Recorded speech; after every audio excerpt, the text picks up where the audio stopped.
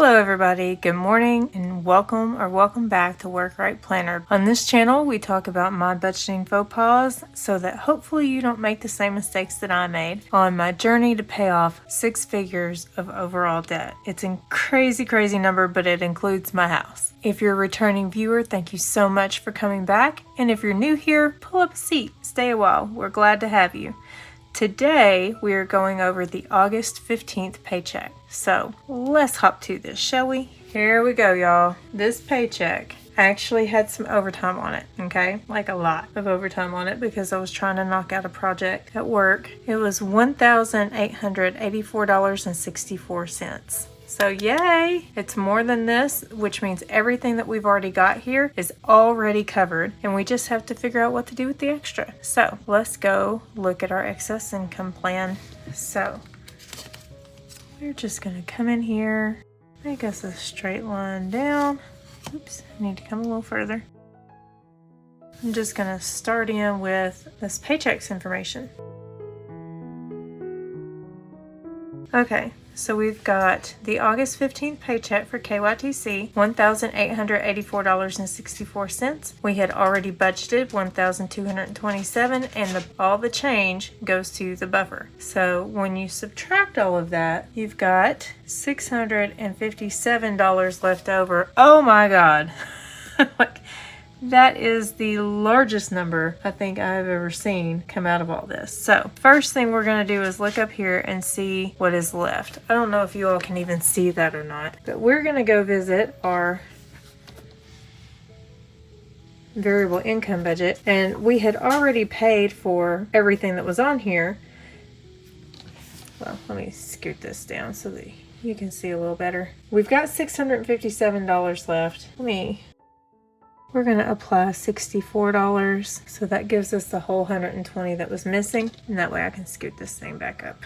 Okay, so we had $3 remaining in appliances. I don't have whiteout handy, so I'm just going to mark through that. I'll mark through that and make it 11. And then we've got $61 for the wedding, and I'll mark down 61, and that gives us all of our 120 accounted for. So scoot this back up. That's everything that was in our variable income budget. So we have met this requirement. Let's see how much is left. When you subtract those out, you get $593, which is greater than 100, which means I get 25.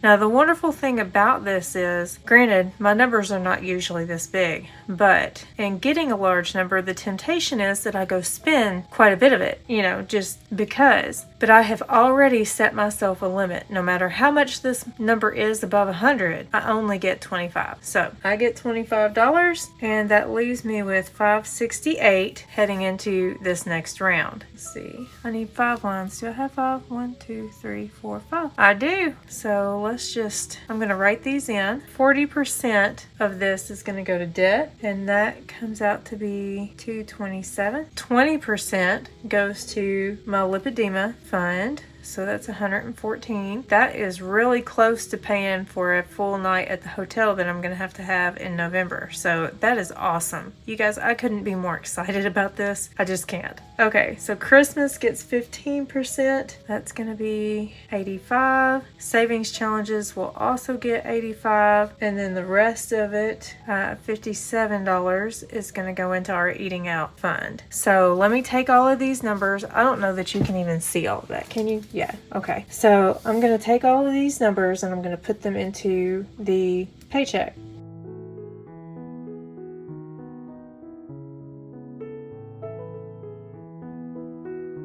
Now that I've got all of those numbers carried over, all I did was move them over here, and the ones that already had on this budget had amounts. I just added the amount from the other page to this one to get the new number that is in the actual column. So for the rest of these, I'm just going to carry them over and then we'll do the math.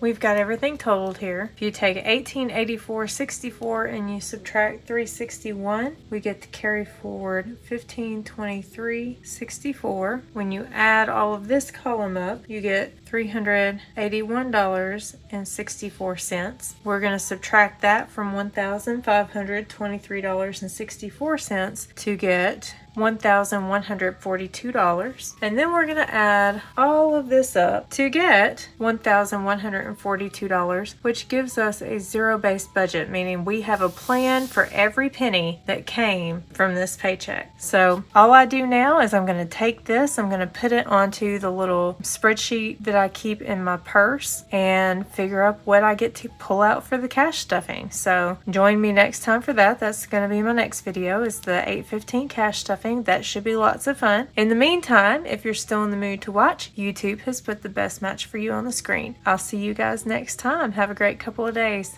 Bye.